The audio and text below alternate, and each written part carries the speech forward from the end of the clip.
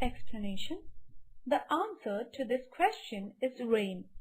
All the water we get comes from rain because rivers, lakes, wells fill with rainwater.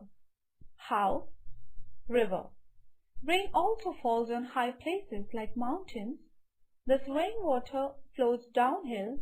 Number of rivulets of water join together to form a river. The water flows down on plateaus, through valleys and over plains. Rainwater seeps into the ground deep through the cracks in the soil and rocks. This groundwater comes out of the ground in some places. We call a spring. Some water collects in low-lying areas. Lakes are formed. Sometimes rivers are blocked by building a wall called dam. When it doesn't rain, the water from the dam can be used. We dig wells, bore wells, to get the seeped water into the ground.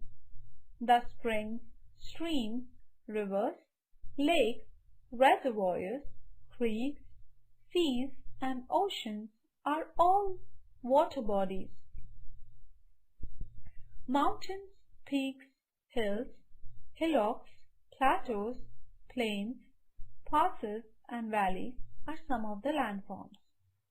Mawsyn Ram and Cherrapunji receive the highest rainfall in the world, and they are in India.